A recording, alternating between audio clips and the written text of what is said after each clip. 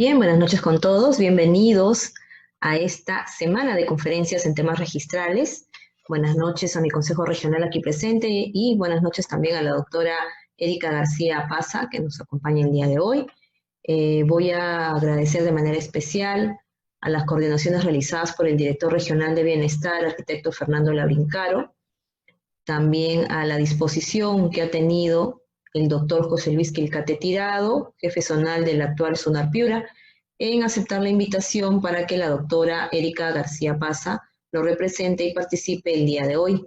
Déjenme saludar también a la directora regional de Asuntos Tecnológicos, la arquitecta Patricia Flores Zapata, que nos acompaña también en estas conferencias. Y voy a presentar a la expositora. La doctora Erika del Carmen García Paza es registradora pública, labora en el área de registros de predios de la zona registral 1 y es quien el día de hoy nos va a fortalecer en las capacidades de temas registrales. Bienvenida, doctora, y la dejo en el uso de la palabra. En esta oportunidad, los temas que se han solicitado en todo caso para el día de hoy es respecto a la edificación, a la regularización de edificaciones o fábrica en general, ¿no? Pero básicamente, ¿en qué incide más el procedimiento registral o cuáles son los títulos de mayor acogida en el registro a pedido de la parte de los usuarios? Es la regularización de edificaciones. En ese sentido, este, el marco, el marco normativo que engloba todo el tema de las edificaciones, pues está regulado en la Ley 29090, que es la Ley de Habilitaciones Urbanas, en el capítulo relativo a la regularización de habilitaciones urbanas y edificaciones, y que ha sido paulatinamente modificado por la Ley 29.300, la Ley 29.476, la Ley 29.566. A su vez, el tema de regularización pues está recogido desde el año 1999 en la ley, 1997, perdón, en la Ley 27157, ¿no? Que en sus inicios recogían a las edificaciones finalizadas hasta el 21 de julio de 1999. Su reglamento ha sido regulado en el Decreto Supremo 08-2000, MTC, que fue el primer reglamento de la Ley 27157, posteriormente modificado por el Decreto Supremo 08 2004, si no me equivoco, 2006, perdón, vivienda, y finalmente recogido y regulado en el Decreto Supremo 035-2006, que es el reglamento de la Ley 27157. El campo, el parámetro, pues era restringido, ¿no? Edificaciones construidas y que se podían regularizar hasta julio de 1999. Bajo este marco normativo hemos venido trabajando las regularizaciones. Debemos tener en cuenta, en este punto es bueno que lo precise, que la ley de regularización, la 27157, no solamente permite el tema de regularización de la edificación, sino también su paralelo, que es las demoliciones que se han realizado en las edificaciones y que muchas veces los usuarios, de hecho, han vuelto a edificar, ¿no? No existiendo muchas veces edificaciones que ya en el registro figuran como tal. En ese sentido, la ley también les posibilita. Y la ley va más allá, la 27157, eso está regulado desde el año 99 y poco se usa. También permite hacer bajo la regularización el tema de la acumulación de predios, siempre y cuando haya el tema de una edificación existente, de hecho, ¿no? Dentro de los parámetros de la ley. Bueno, cerrado este paréntesis, tengo que decirles que posteriormente la ley 3830 amplía la competencia, en este caso de ustedes profesionales, tanto arquitectos como ingenieros, para constatar, ¿no? Y regularizar a los usuarios el tema de las edificaciones, pero esta vez ya realizadas hasta el 31 de diciembre del 2016. Esta ley, que en inicio se da el 27 de julio del 2018, fue reglamentada por el Decreto Supremo 08-2019, vivienda, ¿no? De 12 de febrero del 2019. Desde que se dio la ley 3830 pasaron más de los 3 meses en los que supuestamente debiera darse el reglamento, ¿no? Pero finalmente este reglamento trae, vamos a ver, varias innovaciones. Dentro de ellas, aplicando la ley de procedimientos administrativos, simplifica algunos requisitos en el tema de la regularización, ¿no? Y modifica propiamente el reglamento de la 27157, ya exige también que el verificador dé y otorgue bajo declaración jurada, ¿no? Que lo que él certifica o verifica no esté dentro de las causales de improcedencia, ¿no? Y además suprime como obligatoriedad el tema del certificado de parámetros urbanísticos, que antes había que presentarlo de manera obligatoria. Ojo, y aquí también quiero puntualizar que este requisito no es se prescinde de este requisito cuando se trata de una regularización de un predio urbano, que figure como urbano en el registro. Sin embargo, si es un predio rústico, el requisito se pide para ver la naturaleza del predio, ¿no? En ese sentido, el reglamento de inscripciones del registro de predios no se ha visto modificado, la ley tampoco ha modificado nada, y es bueno que lo manifieste. Y finalmente el marco que regula todo este tema de las fábricas, pues para nosotros ya de manera interna en registros públicos es el reglamento de inscripciones del registro de predios en el capítulo que compete la inscripción de las fábricas, ¿no? Desde el tema de la predeclaratoria de fábrica hasta la fábrica finalmente por cualquiera de los medios por el que se esté realizando, sea por la vía ordinaria, la vía municipal o la vía de regularización a través de la intervención del verificador. Sé que somos arquitectos la mayoría, ¿no? ¿Qué entendemos nosotros por fábrica? ¿Cuál es la definición de declaratoria de fábrica? El artículo 2 del reglamento de la ley 27157 lo ha precisado desde el inicio, y en sentido estricto, pues es el reconocimiento legal de la existencia de cualquier tipo de obra. De hecho, significa que no ha pasado por un trámite municipal, no había autorización, dio licencia de obra, el propietario ha construido de hecho, ¿no? Ahora, este procedimiento, este reconocimiento legal se realiza mediante la declaración del propietario y con las formalidades y trámites que prevé la ley la 27157, ¿no? Actor fundamental en este procedimiento, pues, es el verificador. Ahora, el artículo 3 y en el numeral 2 de la ley 29090, pues define también la edificación. ¿Y qué es la edificación y cómo lo define? Como el resultado de construir una obra cuyo destino es albergar al hombre en el desarrollo de sus actividades. Ojo que esta comprende las instalaciones fijas y complementarias adscritas a ella, ¿no? Qué sé yo, pozos, tanques, plataformas, no lo sé. Los ejemplos pueden ser diversos. Ahora, ¿sobre qué predios puede recaer la declaratoria de fábrica? Ojo que estamos en el marco de la ley de regularizaciones, la 27157. Y aún la 29090 también establece que esta puede recaer sobre predios urbanos,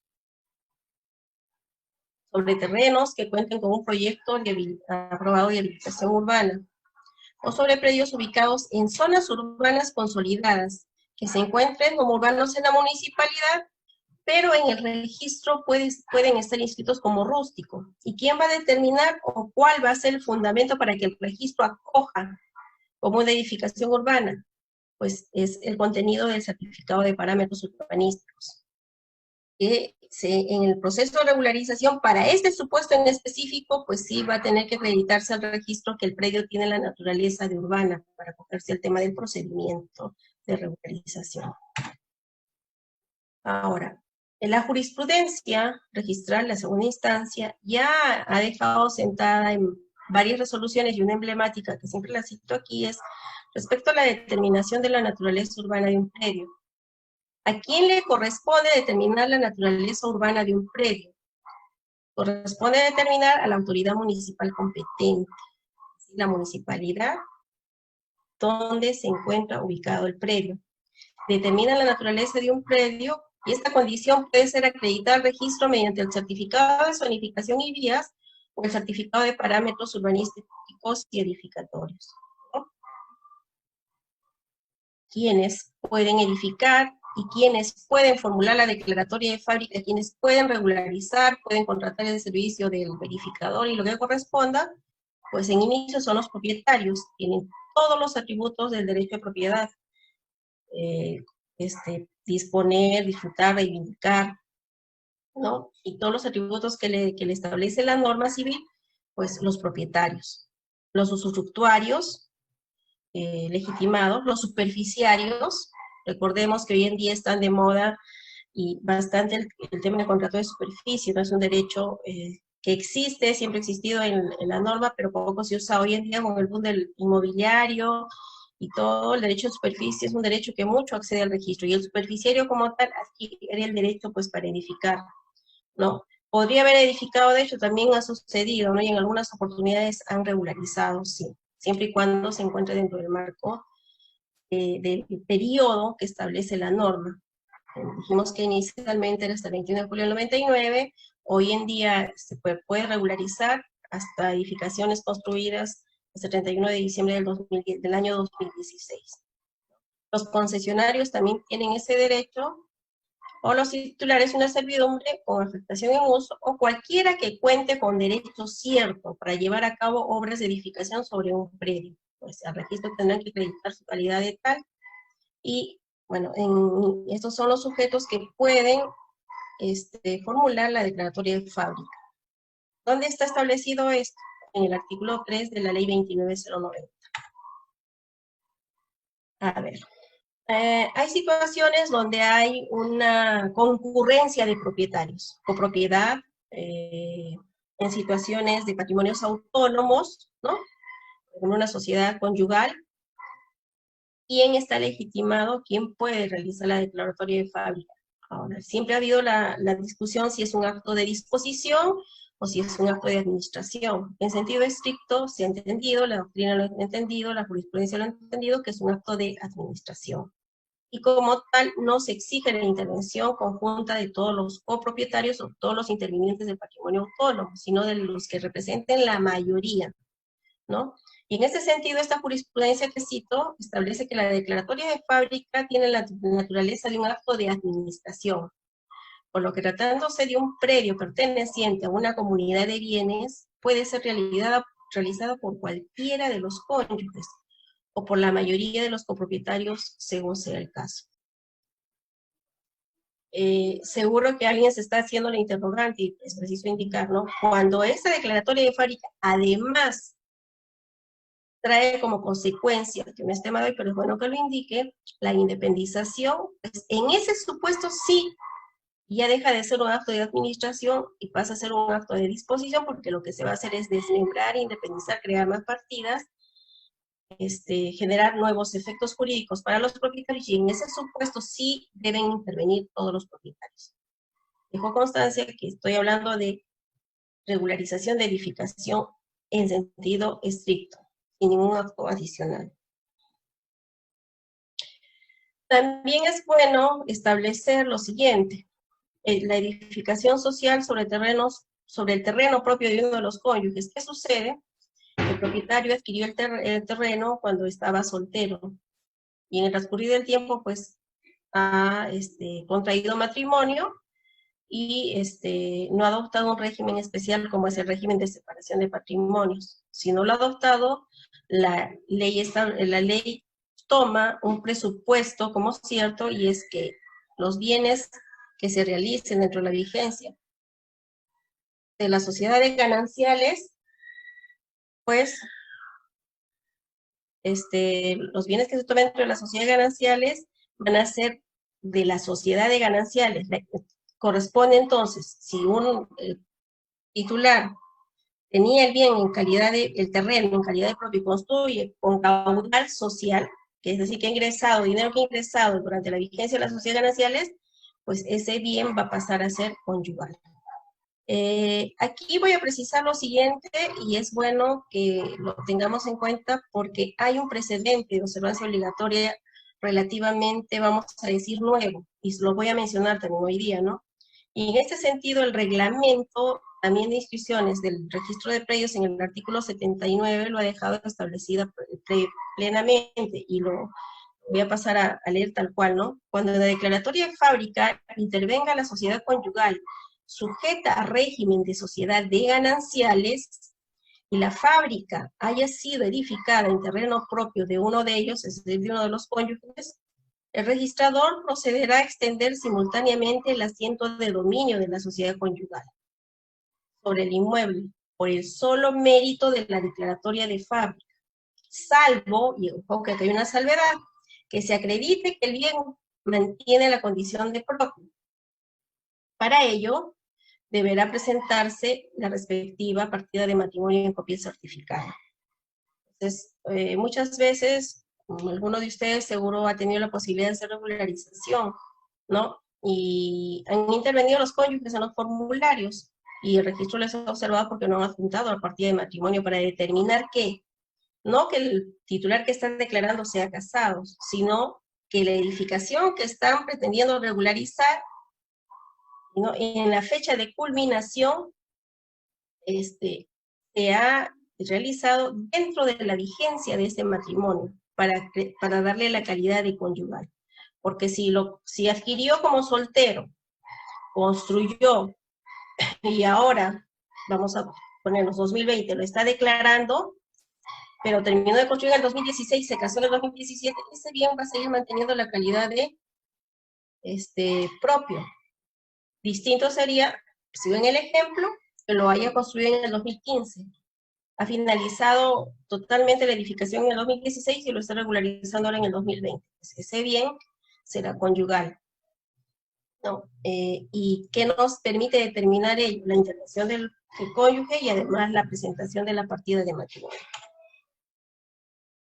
Les señalaba respecto al precedente de observancia obligatoria, ¿no? He establecido la segunda instancia, y este precedente es de finales del año pasado, ¿no? La interpretación de los artículos 310 del Código Civil, que habla del régimen de sociedades gananciales, y el artículo 79 del Reglamento de Inscripciones de Registro de Predios, cuando la sociedad conyugal sujeta a régimen de sociedades gananciales edifica sobre terreno propio de uno de los cónyuges, se produce, y eso hay que tenerlo bien claro, por imperio de la ley, la conversión en social de todo el inmueble, construcción y suelo, salvo que se acredite que se mantiene la condición de propio. A efecto de dar cumplimiento al tercer párrafo del artículo 79 del Reglamento de Inscripciones del Registro de Predios, bastará con que intervenga en la declaratoria de fábrica el cónyuge propietario del terreno, adjuntando copia certificada de la partida de matrimonio. Este criterio está sustentado en una resolución del Tribunal de Lima, la resolución es la 3280 del año 2019, y el precedente de observancia obligatoria, les decía, del 13 de diciembre del 2019, es el 220 pleno del Tribunal Registral, ¿no? Ojo que esta regla del artículo 79 aplica no solo a las fábricas por regularización, sino también a aquellas fábricas que vienen por la vía municipal, aquellas fábricas ordinarias, aquellas fábricas que desde el inicio han sido totalmente legales en el sentido que han tenido licencia de obra, certificado de finalización, tienen la conformidad de obra y los planos visados por la municipalidad. Y en cualquiera de los dos supuestos, esta regla aplica. Ahora, vamos a hablar pues de los procedimientos para declarar una edificación. Hablaba del procedimiento ordinario regular, el que nace con una licencia de edificación y culmina con una conformidad de obra, el visado de formularios, planos, y se presenta a registro, ¿no? Y el procedimiento de vía regularización, ese procedimiento de regularización al amparo de la 27157, donde no se requiere intervención municipal, y la responsabilidad municipal, en este caso, la asume el verificador, y hoy en día ya manifesté que los requisitos son más simplificados, tan es así que si es una regularización en estricto para un predio que en el registro figura como urbano, básicamente es la intervención del verificador y las declaraciones juradas que ha establecido la ley 3830, ¿no? Ahora, La declaratoria de fábrica envía regularización por la ley 27157. ¿Cuáles son los requisitos para acogerse a esta ley?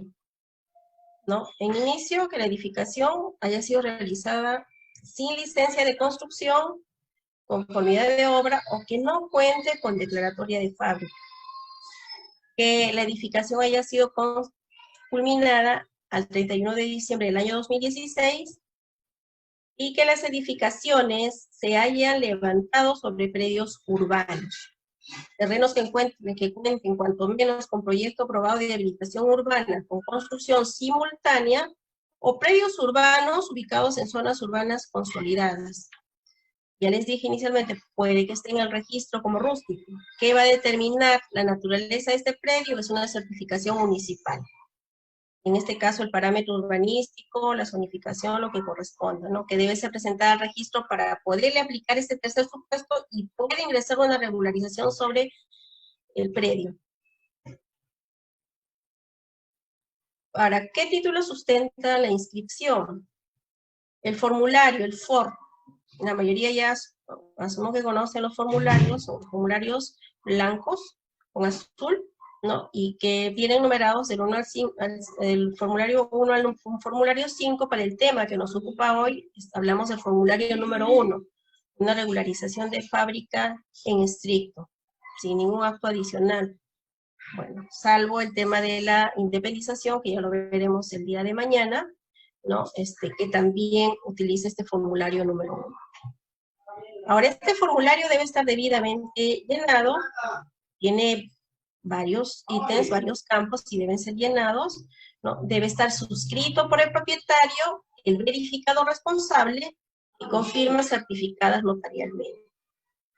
En sentido estricto, la ley 27157 ha establecido que no es una legalización de firma lo que hace el notario. El notario se responsabiliza y le da obligaciones también en el tema de la regularización de fábrica. Es así que inclusive de manera expresa la norma establece que el notario debe ver la vigencia del verificador y otras situaciones en concreto. Sabemos que en la práctica no sucede muchas veces ello, si no fuera una causal recurrente en el registro, las observaciones que al respecto se dan.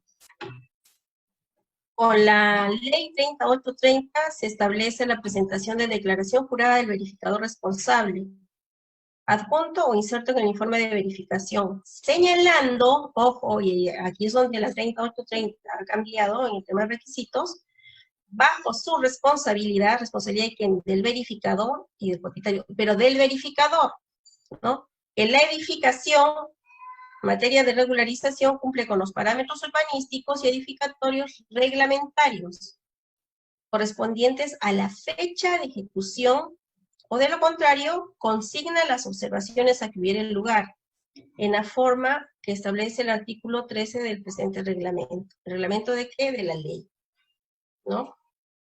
¿Qué quiere decir? Si hay transgresiones urbanísticas en el área de retiro, si no se cumple con el área libre, si no se ha dejado iluminación, si no tiene, qué sé yo, todos los requisitos que establece la norma, sino en el tema de independización por regularización, por ejemplo, si los lotes resultantes no tienen el frente mínimo, no cumplen con el área mínima del lote normativo, tendrá que dejar constancia en sus observaciones, ¿no? Eso lo vamos a ver también el día de mañana. Y anexo a ello también debe presentar el informe técnico de verificación, ¿no? Ahora, en esto sí ha sido y es bastante incisiva la norma, y establece que el verificador responsable, así como el verificador ad hoc, adjuntan a sus informes técnicos de verificación respectivos una declaración con firma certificada por notario, en la que consignan expresamente, y eso sí es un requisito que muchas veces da mérito a que se observe un título en el registro respecto a regularización, y que debe establecer expresamente que el predio en materia de regularización no se encuentra comprendido dentro de supuestos o causales de improcedencia que establece la primera disposición complementaria y final de la Ley 3830.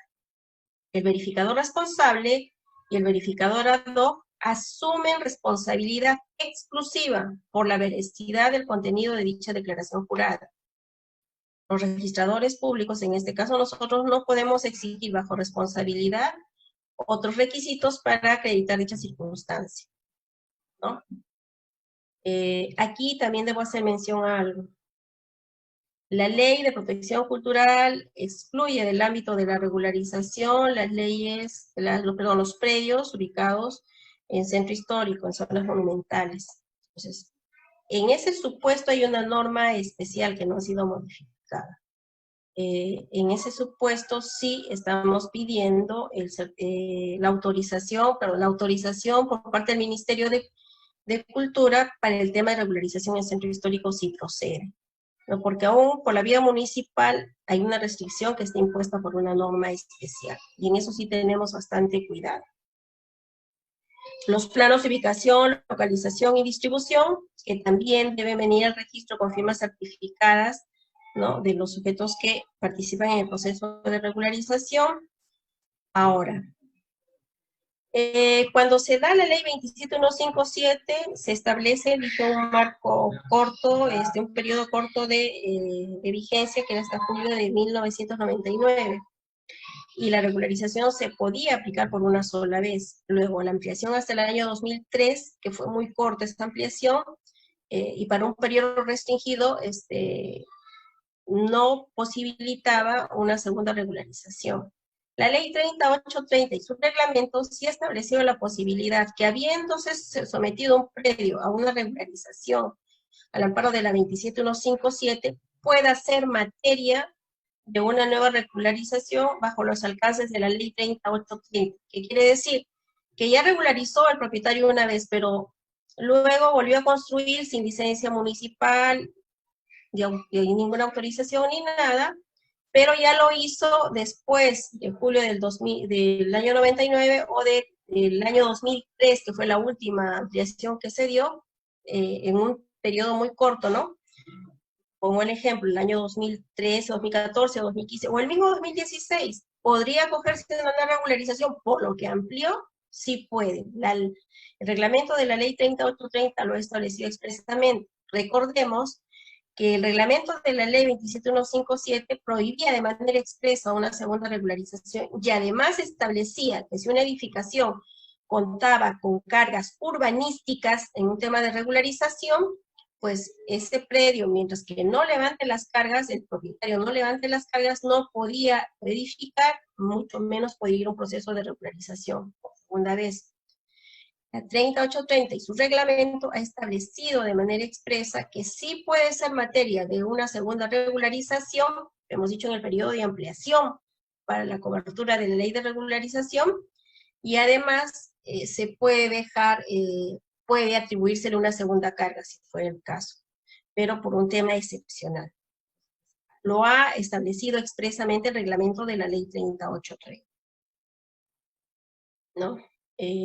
Entonces, aquí en esta parte lo dice expresamente, y es lo siguiente: los propietarios de predios que se han acogido con anterioridad al procedimiento de regularización dispuesto por el artículo 3 respecto a edificaciones terminadas a julio de 1999 o dentro del plazo establecido por la disposición complementaria del 14º de la ley 27972, Ley Orgánica de Municipalidades modificada por Ley 28437, y en los que se haya efectuado nuevas edificaciones, ampliaciones, demoliciones o remodelaciones en el mismo predio con posterioridad a dicha fecha, pueden acogerse a lo dispuesto en la ley 3830.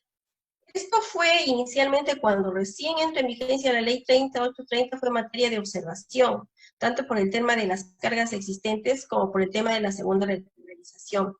Hubo un periodo muerto entre que se da la ley 3830, que fue en julio del 2018, si no mal recuerdo, hasta que se da el reglamento en el año 2019, en febrero del 2019, los títulos fueron, muchas veces fueron observados, y en algunos casos hasta tachados, porque una segunda regularización es causal de tache. Pero, como les manifiesto, el reglamento ha zanjado este tema, ¿no? en día ya ese tema está claro. Ahora, hay una resolución, hay un acuerdo, no es un precedente de observancia obligatoria, es un acuerdo plenario, ¿no?, que establece los alcances del segundo párrafo del artículo 50L, de lo que era el anterior reglamento de registro de predios. ¿Qué establecía este acuerdo plenario? En la segunda regularización de fábrica, al amparo de la ley 27157, el verificador responsable reemplaza a la municipalidad en la verificación de la adecuación de la edificación a la normativa urbanística y edificatoria, razón por la que no puede ser objeto de observación las discrepancias entre el informe técnico y el certificado de parámetros urbanísticos y edificatorios, o la omisión de consignar alguna transgresión y demás aspectos técnicos, por cuanto estos aspectos son de exclusiva responsabilidad del verificador. Eso se recogió y se redactó tal cual en un acuerdo plenario, pero la norma no lo decía expresamente. Hoy en día la ley 3830 sí le atribuye una responsabilidad bajo sanción penal y administrativa al verificador, y lo dice expresamente el reglamento de la ley 3830. Y eso, esa responsabilidad de manera expresa, ¿dónde la asume el verificador? Es en la declaración jurada, ¿no? Nosotros no observábamos esos temas, el tema de regularización, era responsabilidad del verificador. Pero sí, en algunos casos pedíamos aclaración y pedíamos a la fecha aclaración cuando la regularización trae como consecuencia una desmembración, una independización, una fragmentación del terreno. ¿Por qué? Muchas veces el verificador, el profesional que hace la regularización, da los parámetros urbanísticos en función a una unidad, cuando lo que está constatando, a un predio, a un lote, cuando lo que está constatando por el tema de la regularización es 2 o más lotes, o lo que denominamos lotes, ¿no? Entonces, en este supuesto, debería el verificador, debe pronunciarse respecto a la existencia de cada sublote.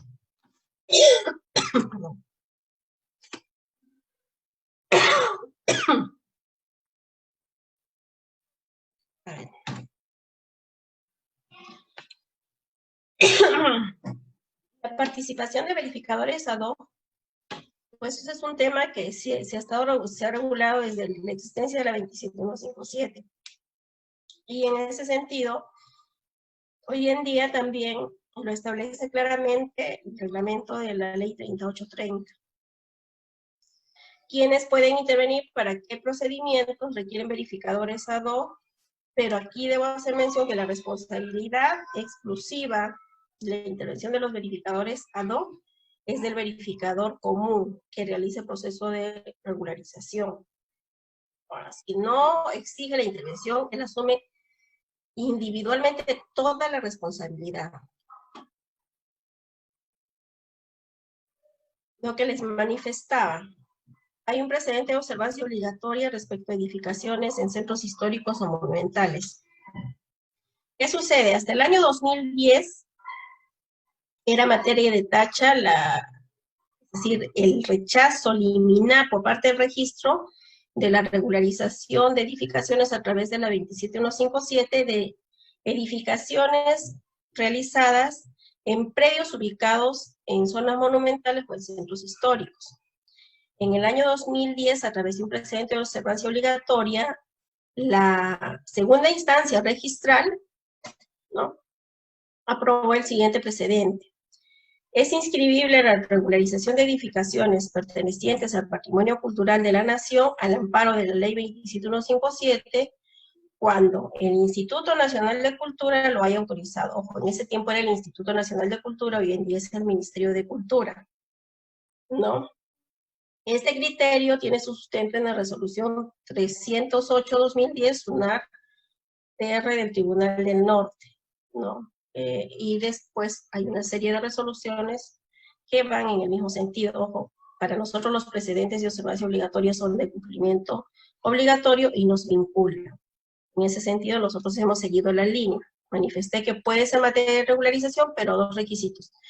El certificado negativo de que es monumento histórico y la autorización por cualquier medio. carta, oficio o comunicación cursada por el Ministerio de Cultura autorizando la regularización.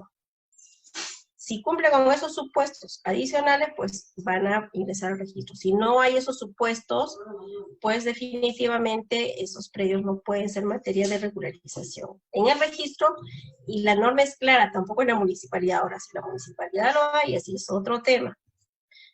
Y la ley de protección cultural va más allá inclusive.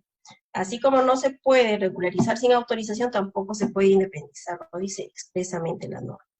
Si es un tema solo de fábrica, es la autorización. Si es fábrica con independización, es la autorización para ambas cosas, tanto para regularizar la edificación como para independizar. Si el Ministerio de Cultura no autoriza, simplemente ello no pasa. Y no es porque la norma de protección lo permita, sino es en aplicación básicamente para nosotros registros de un precedente de observancia obligatoria. Ahora, ¿qué establece también? Y es bueno que lo menciono, mañana lo puedo volver a mencionar en todo caso, y está referido al saneamiento físico legal a cargo de COFOP. ¿Qué sucede en aquellos predios donde el verificador muchas veces en el tema de regularización nos dice que en determinada fecha, constata que en determinada fecha se han edificado 2 viviendas y que dan origen a que el terreno esté fragmentado, y eso es lo que está regularizando? Pero ¿qué pasa si con fecha posterior a la que indican como de finalización de la edificación, COFOPRI, en el tema de saneamiento de posesión informal, ha constatado que sobre el predio que titula solo se trata de un predio y no 2, como el verificador lo indica? Pues simplemente, y esto lo ha dejado también recogido la jurisprudencia, y aparte hay un acuerdo plenario al respecto, se establece que en el saneamiento físico legal a cargo de COFOPRI no procede a inscribir en mérito del procedimiento contemplado en la ley 27157, la regularización de la subdivisión de un lote integrante en un pueblo joven, cuyo saneamiento físico legal estuvo en fecha posterior a la culminación de la edificación a cargo de COFOPRI, cuando el ente formalizador evaluó que se trataba de un lote y no de 2 o más sublotes, como muchas veces ha pasado. Llega al registro, nos indican que la fecha de finalización de la edificación está dentro de los parámetros que establece la ley, pero es anterior al proceso de saneamiento que ha efectuado COFOPRI. Si eso sucede, pues no va a tener acogida registral, efectivamente. Y la segunda instancia ya ha zanjado ese tema. Cargas inscritas.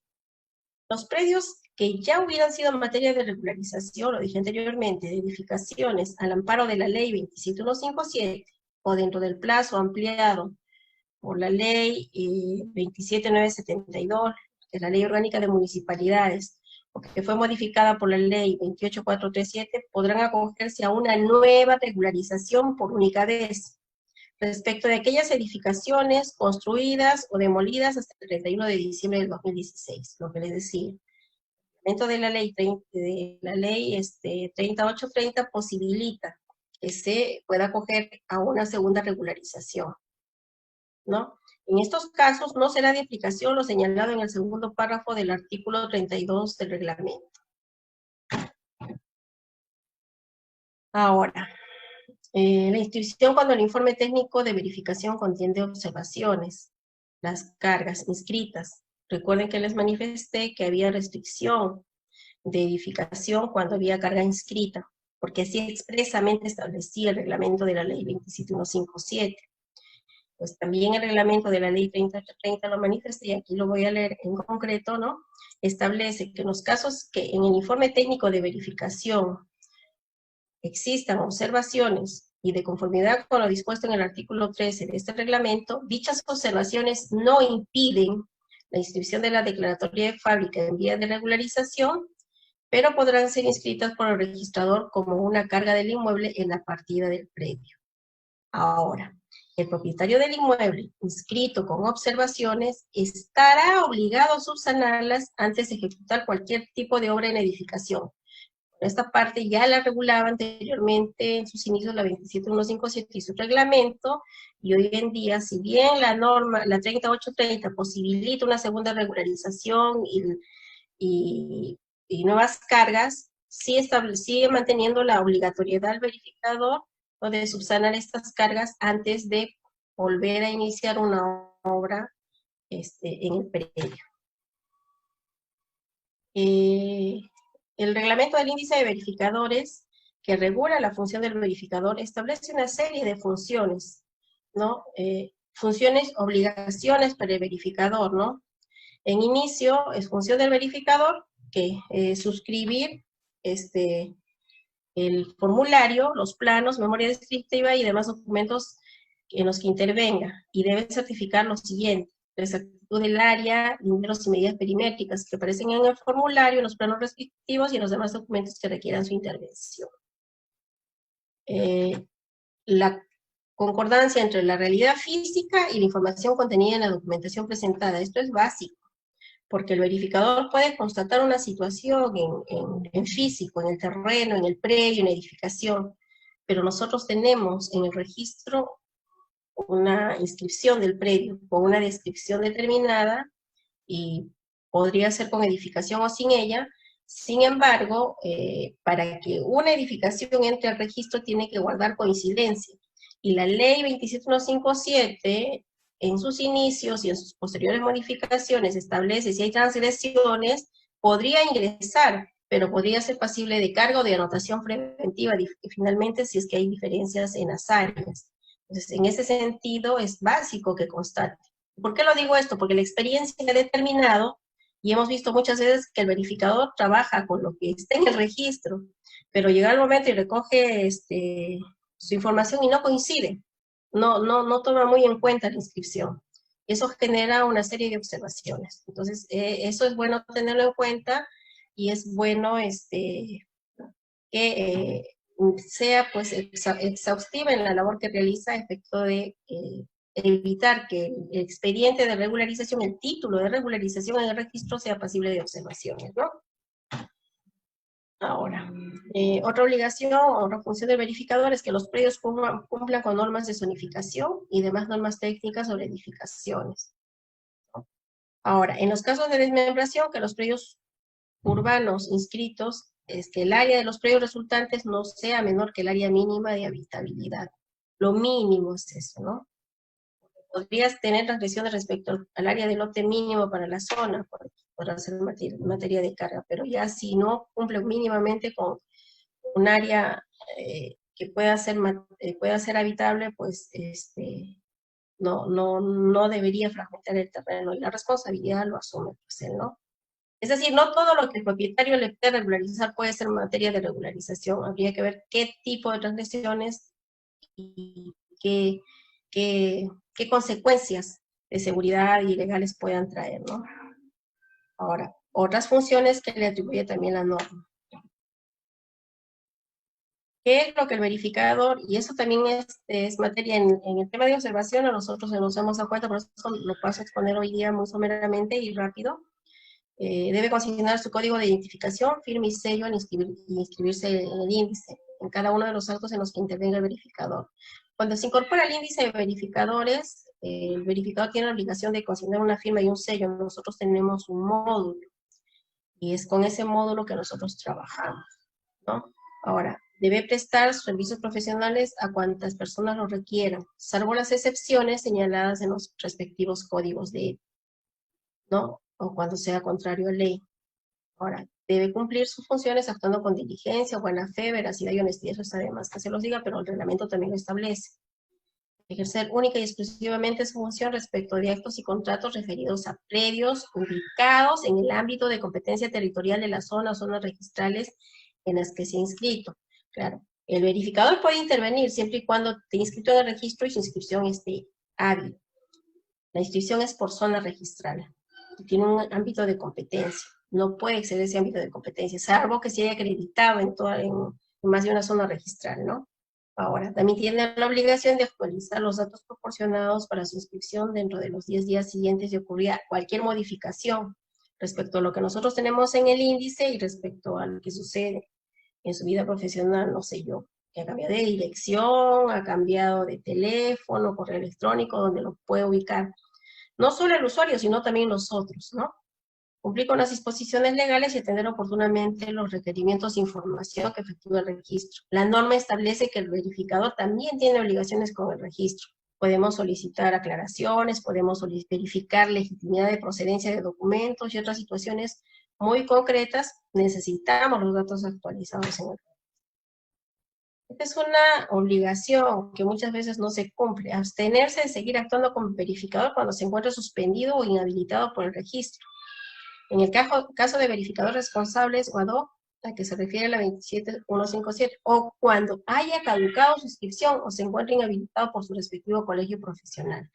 Muchas veces vence la vigencia del verificador, ni se entera ni se acordó y sigue firmando formularios, sigue constatando, llega al registro y toda la inversión que hizo el usuario en legalizar, certificar firmas, planos, formularios, no sirven para nada porque el verificador debe estar hábil, no a la fecha en que presente el expediente al registro, sino a la fecha en que el notario certifica las firmas en el formulario.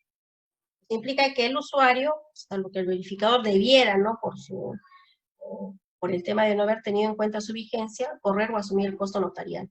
Pero de la experiencia hemos visto que muchas veces el propietario es el que la vuelve a asumir, cuando la norma también establece claramente que si las observaciones o rechazo al registro se debe a causales imputables al verificador, él es el que debe asumir el costo por estas, vamos a decir, por esta negligencia, ¿no?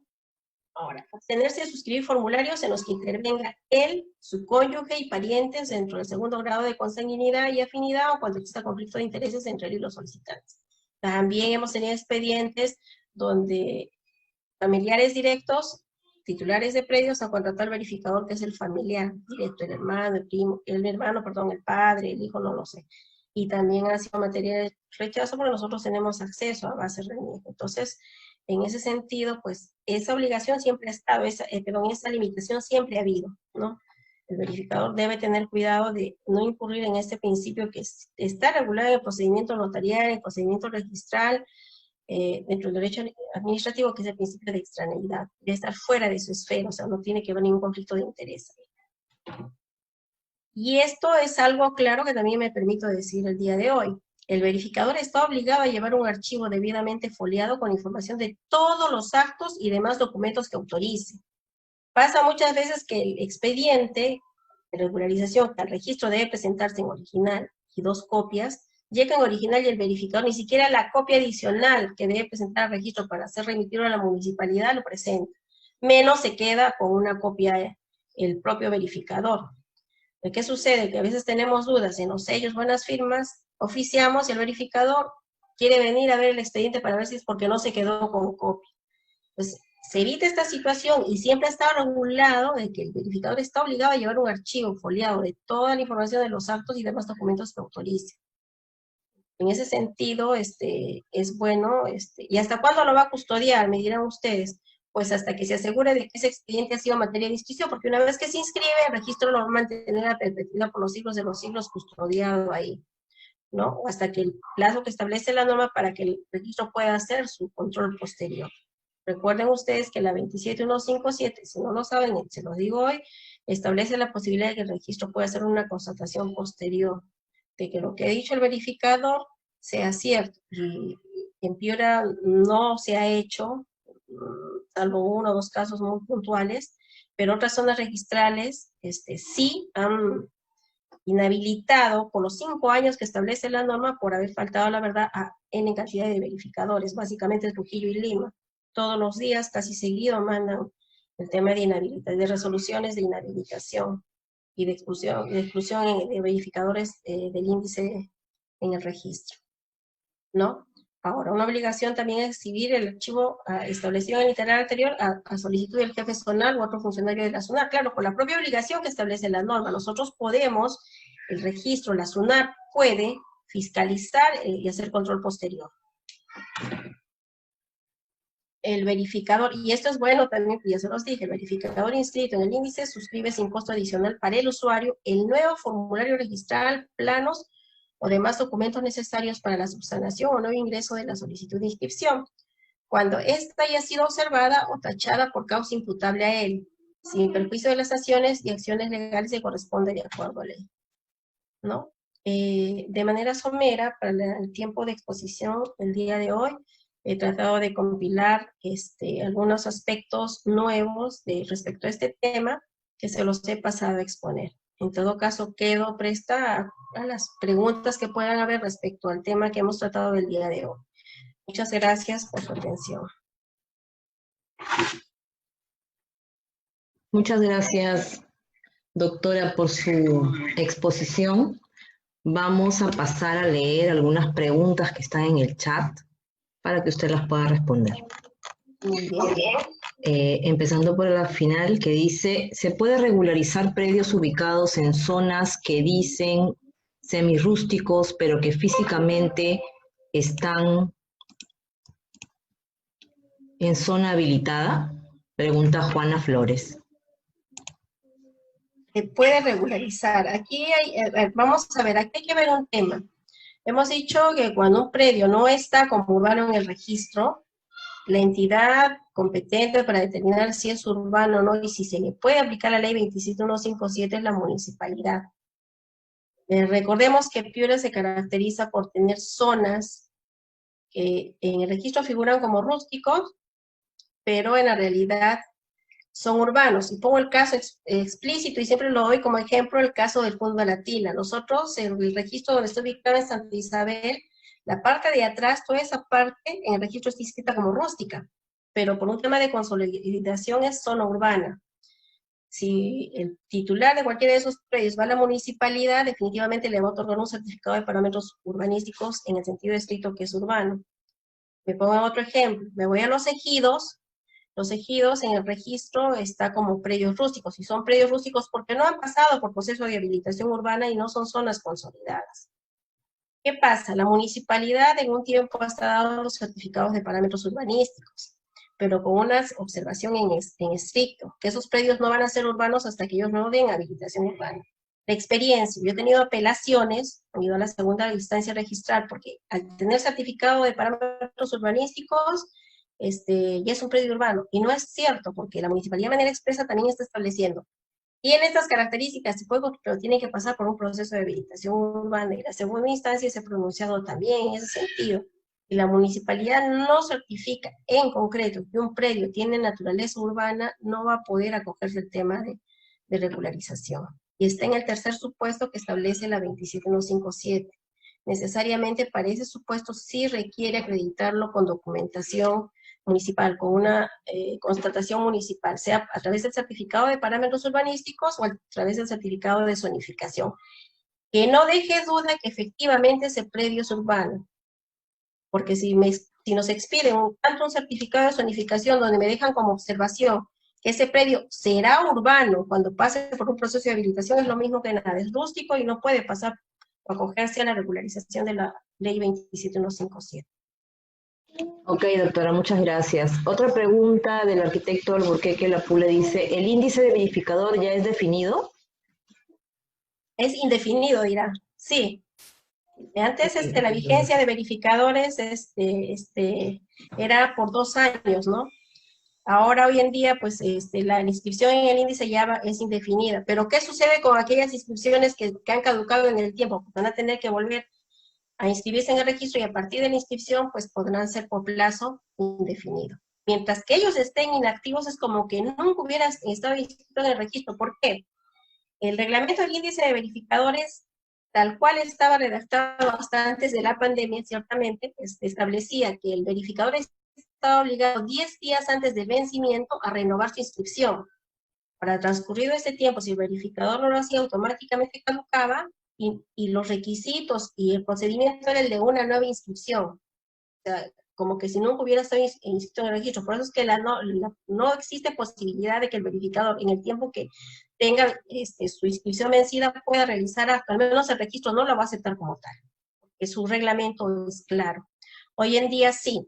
Si hoy en día se inscribe a alguien como verificador, sí, su inscripción ya es indefinida. Pero si antes de esta modificatoria venció su inscripción, va a tener que volver a inscribirse a efecto de aplicarle lo que ahora la norma establece. Ok, muchas gracias. La arqueóloga Carolina Vilches pregunta, ¿se puede regularizar predios que se encuentran dentro de la zona de reglamentación especial, es decir, el centro histórico de la ciudad? ¿Y qué documentos tendrían que emitir el Ministerio de Cultura para que sean inscritos? Los predios ubicados en el centro de la ciudad, en el centro histórico, ya les dije, ellos tienen una norma particular y de protección, y es el titular de esa protección, pues es el Ministerio de Cultura. Les dije que la norma no posibilita, y es a través de la interpretación que ha hecho la segunda instancia registral. En inicio la cuarta sala del norte, que luego lo ha llevado a pleno registral y a través de un precedente de observancia obligatoria se posibilita, ojo, en aplicación de jurisprudencia, segunda instancia, que a nosotros nos vincula porque es precedente de observancia obligatoria, se ha establecido dos requisitos. Primero, la responsabilidad es del Ministerio de Cultura, ¿no? ¿Y qué requisitos? Primero, que el certificado negativo de que no constituye monumento, que es materia de protección, y lo segundo, que el Ministerio de Cultura autorice. Si no existen estos requisitos, no va a ingresar ninguna regularización en el registro, no debiera ingresar.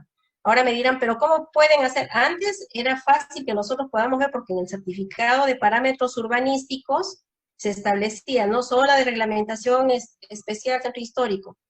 Dirá alguien, pero ahora hoy en día no lo hacen. No, recuerden ustedes que tenemos la cuadrante, ¿no? Al menos si que tengo años trabajando, tengo la cuadrante de dónde a dónde es el centro histórico. Se ve que un predio está ubicado dentro de esa área, obligatoriamente entra pues, la protección que da la ley a estos predios, ¿no? Y los requisitos pues son dos, lo ha establecido la segunda instancia registral, es el negativo de monumento histórico y la autorización que debe darla de manera expresa por cualquier medio el Ministerio de Cultura. Ok, muchas gracias. La arquitecta Irina Delgado pregunta, ¿puede ser verificador un trabajador municipal del área de catastro? El tema ahí es, ya sé por dónde va lo que la norma establece para el tema del verificador común es que tengan la profesión, que sean ingenieros civiles o arquitectos, ¿no? Ellos pueden hacer función de... Ahora, si trabajan para el Estado, trabajan, la norma no les ha puesto ninguna limitante. Entiendo yo que siendo trabajador hay principios, ¿no? Yo no puedo ser de estar de un lado y del otro, pero en el tema de regularización, donde no hay mayor trámite o intervención municipal, la ley no les ha puesto ninguna limitante. Recordemos con mayor razón ahora que ni siquiera es obligatoria la presentación de certificado de parámetros urbanísticos cuando, repito, lo vuelvo a decir, es una regularización de fábrica pura, no hay un tema de desmembración, ¿no? No ha puesto la ley ninguna limitante en ese sentido. Ok. Diana Bazán pregunta, queremos ingresar a SUNAR para solicitar la anotación preventiva, pero tememos que nos observen por ello. Dice, si en la empresa no hay documentos sobre el levantamiento de la deuda, ¿qué documentación podríamos presentar o dónde podríamos solicitarla? Esto viene el tema levantamiento de deuda de... Nada más. Solo dice que la empresa parece que tiene una deuda. Pero que es tema de hipoteca, no lo sabría decir, no. A ver si Diana puede habilitar su micro, por favor, y formula la pregunta de manera directa. Diana Bazán.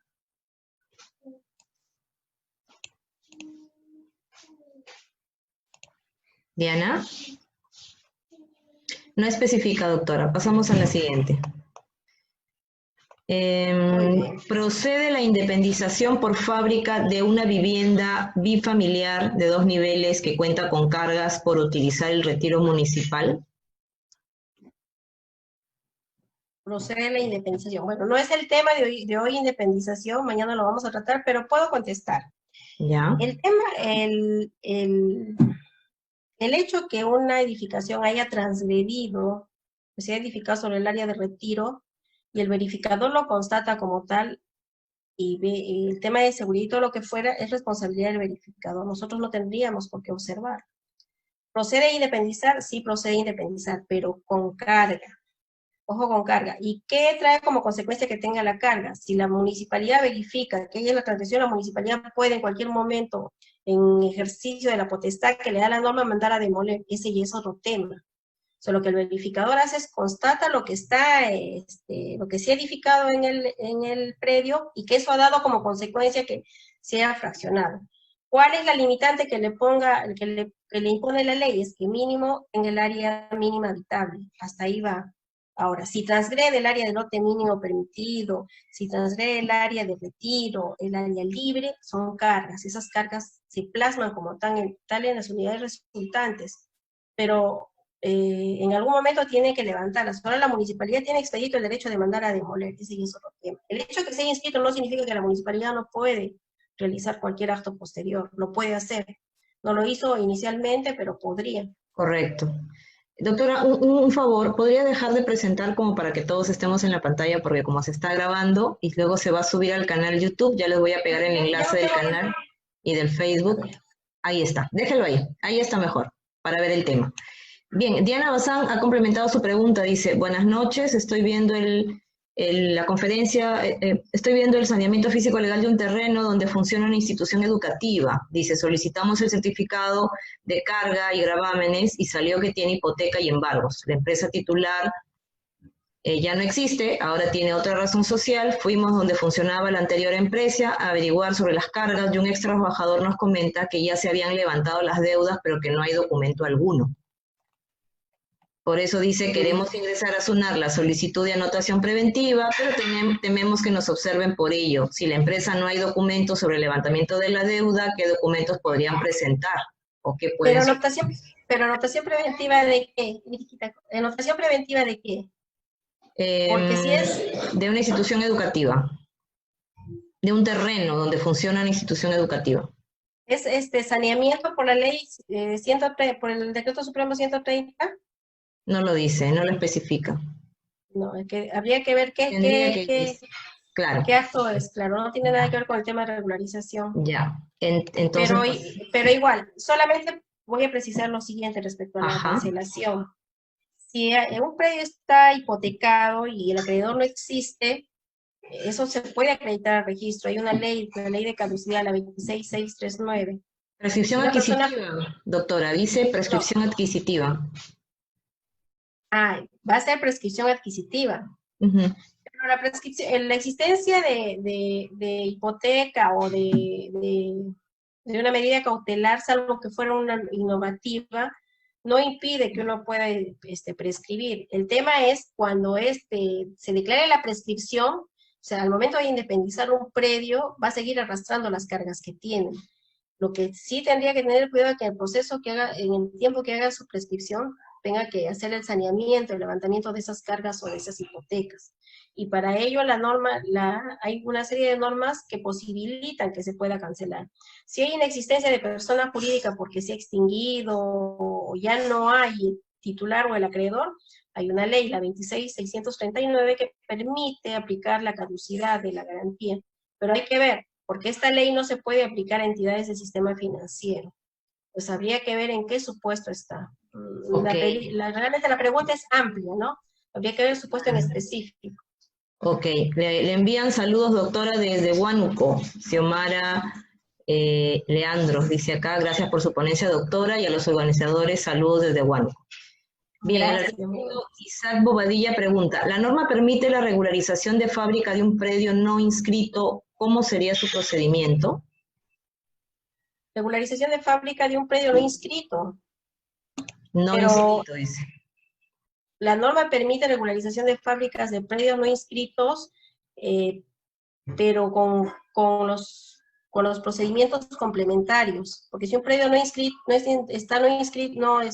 inscrito, debería pasar por el tema de saneamiento. Ojo que la ley 27157 habla de la existencia de formularios. El formulario tiene una serie de cartas, unos que permiten regularizar solo edificación para predios inscritos, regularizar y sanear el predio a través de los mecanismos que da la 27157 y la ley complementaria, que es la ley 27333, que permite hacer la prescripción adquisitiva de dominio o la de título supletorio, y en algunos supuestos es un tema que en Piura nunca se ha aplicado desde la existencia de la ley 27557 y ningún notario lo va a asumir. Y en todo caso me permito comentar que el único procedimiento donde se ha aplicado el tema de saneamiento de titularidad sí, ninguno de estos mecanismos está judicializado penalmente en Piura.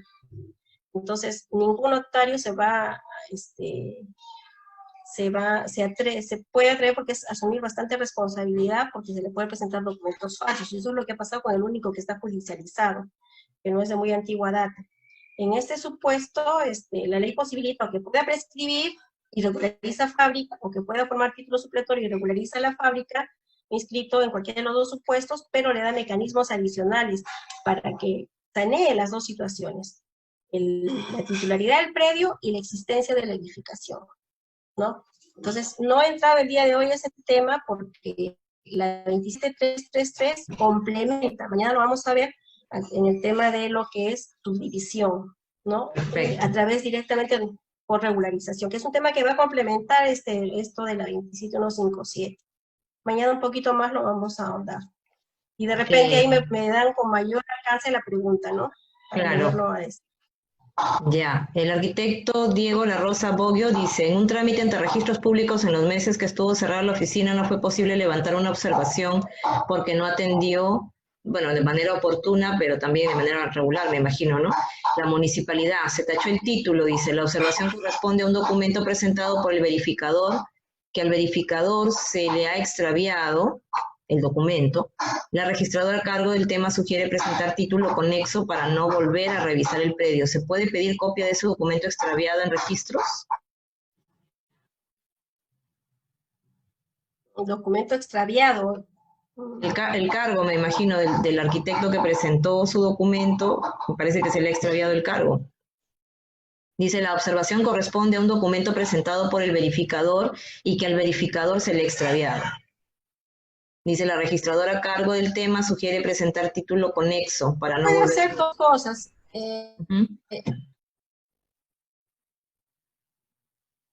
A ver, es una posibilidad del hecho. Vamos a ver, hay que tener bastante cuidado con la utilización del tema conexo, ¿no? Los ingenieros, los arquitectos lo utilizan bastante. Lo que habría que pedir es que se respete la calificación al amparo del artículo 32 y volver a presentar un nuevo título. Ahora, si ha perdido el cargo el usuario, puede pedir un duplicado del recibo. Ahora, no saben, hay una orientación a pedirle que le ayude a encontrar de ese expediente. Viendo la partida registral, o inclusive un tema de... Nosotros tenemos el servicio de lo que es manifiesto partida y podemos ver los títulos que han estado vinculados. Ahí va a aparecer el número de su título, el título tachado. Con ello puede hacer seguimiento, pedir un duplicado y para saber el número exacto del título que tiene, ¿no? Con el que ingresó y que perdió el cargo, si es el caso. ¿Quiere presentar el cargo? No lo requiere porque puede pedir por acceso. Tenemos bien el programa Síguelo en la página web. Ingresa el número y puede imprimir el detalle, con lo cual podría normalmente encauzar o realizar nuevamente su trámite. Repito, no es un tema de conexidad, es un tema de aplicar las reglas de calificación del artículo 32 y respete el título tachado al nuevo título que está presentando. Que lo mal denominan conexo, ese ya es otro tema. Ok, preguntan también, las preguntas sobre declaratoria de fábrica pueden hacerlas mañana, pero algunas las voy a leer, no vamos a poder contestar todas, la doctora no lo va a poder hacer, porque además extenderíamos mucho más el tema de la reunión de hoy, pero voy a leer algunas más. El arquitecto Isaac vuelve a preguntar, ¿se puede inscribir la fábrica a favor de una entidad mientras que el terreno está inscrito a nombre de otra? Pero ambas pertenecen al mismo sistema estatal. La fábrica no. Hemos manifestado quiénes son los sujetos legitimados a hacer regularización de fábrica. Son aquellos que tienen algún derecho. O el derecho de posesión por sí te da derecho a declarar fábrica, no. La posesión es solo uno de los atributos del derecho de propiedad. Que lo que te da es derecho a usar de derecho, porque hay muchos que son posesionarios ilegítimamente, pero están poseyendo, ¿no? Pero eso no implica que estés con el derecho de poder declarar esta fábrica ante el registro, porque para declararla tienes que ser propietario, ¿no? no tienes el derecho de propiedad o no tienes algún derecho delegado por el propietario, como el derecho de superficie, ya lo hemos dicho, usufructo, he señalado todos los supuestos, o concesión del predio, pues definitivamente no vas a poder regularizar fábrica. Solo es el propietario.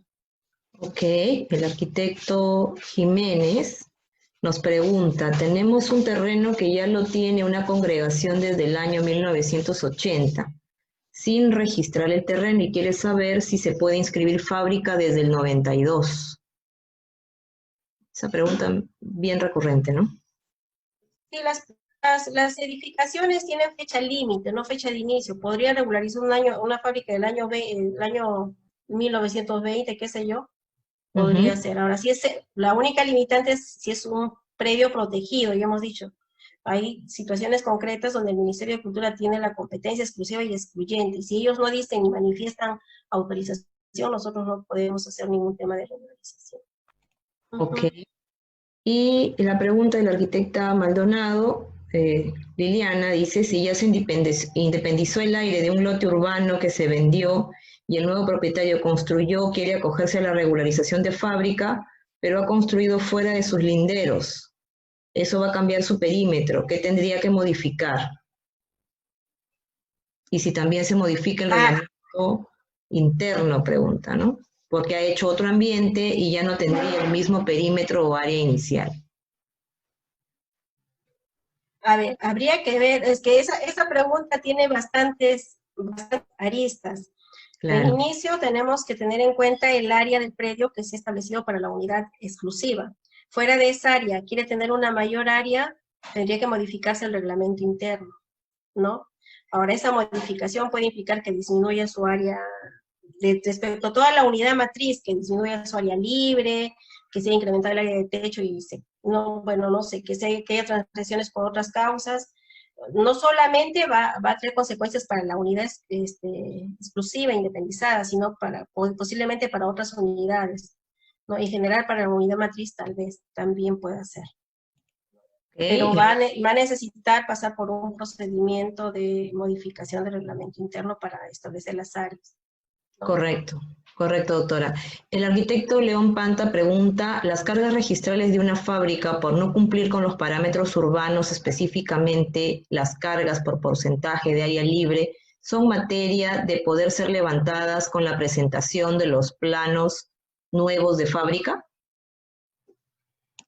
Ahí nos tenemos que poner en dos situaciones, porque si la modificación para el cumplimiento de estos parámetros urbanísticos, la modificación de la fábrica, sea por demolición o por lo que fuere, ha sido antes de diciembre de 2016, perdón, disculpen, antes de diciembre de 2016, puede entrar por regularización con formularios y planos, pero si es posterior, sí, podría ser, pero los planos y todo lo que corresponda va a tener que ser visado por la municipalidad.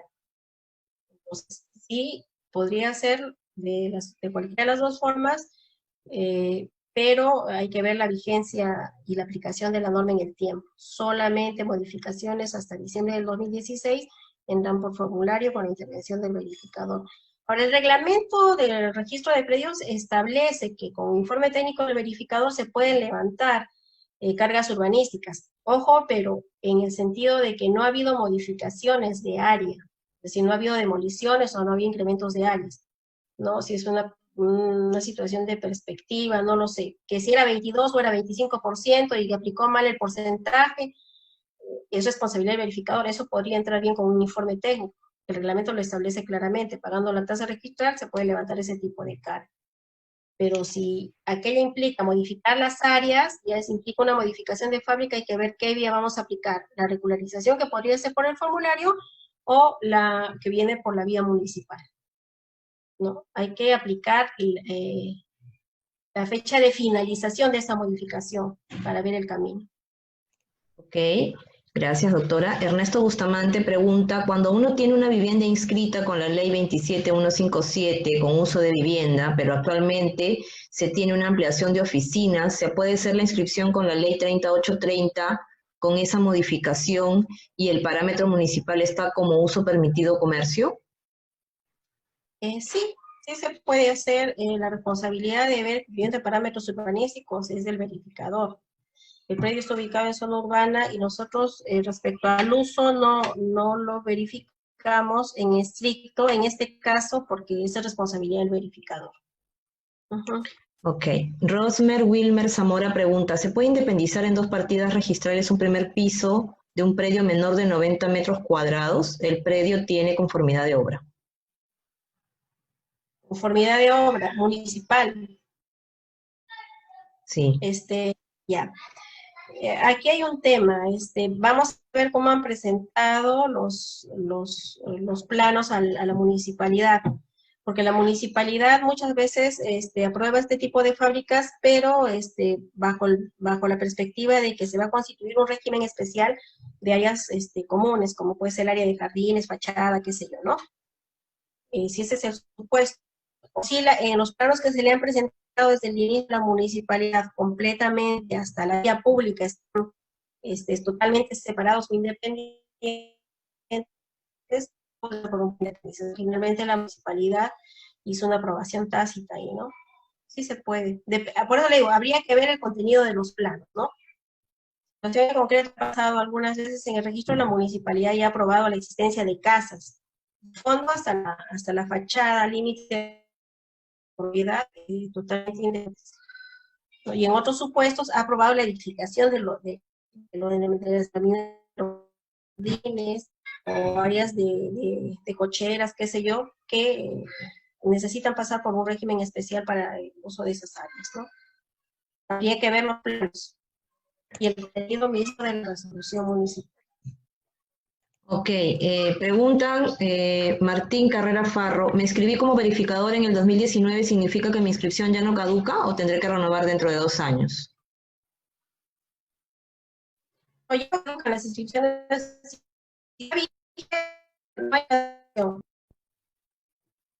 si la norma, repito, si la norma los ha agarrado dentro del periodo de vigencia de su inscripción, ya esta inscripción es indefinida.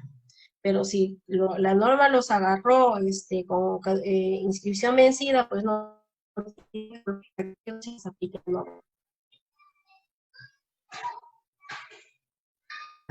Ok, doctora, gracias. Una pregunta más dice, hay una duda recurrente con respecto a las firmas de la documentación presentada en notaría para su respectiva certificación de firmas. Para la notaría, todos los documentos deben ir firmados tanto por el verificador como por los administrados. ¿Hay alguna manera de indicar cuáles documentos, planos y memorias debe firmar el verificador y cuáles deben firmar los administrados?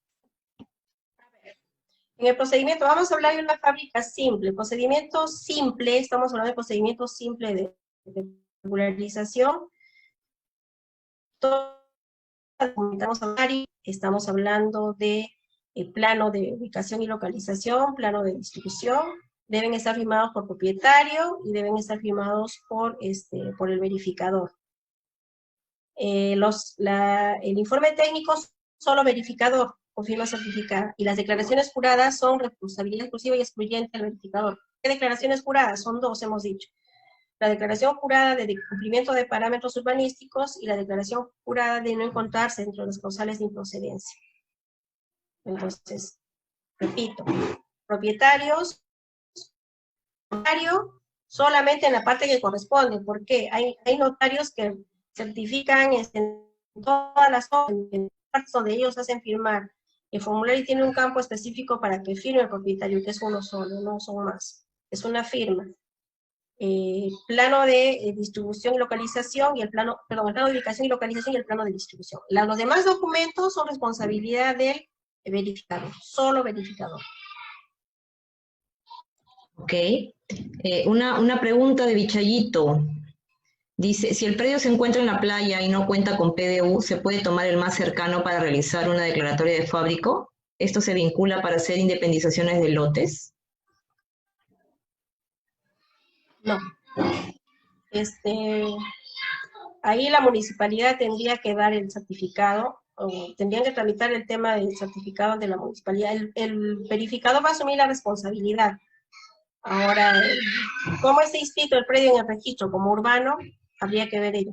porque ya hemos dicho que si el predio está como rústico o está en zona de expansión urbana como rústico, va a tener que presentar necesariamente el parámetro urbanístico del predio o el certificado de zonificación de vías del predio, no del predio colindante ni del predio cercano. Ok. Una pregunta de Martín Domínguez. ¿Cuál es la normativa para la titulación de ENACE?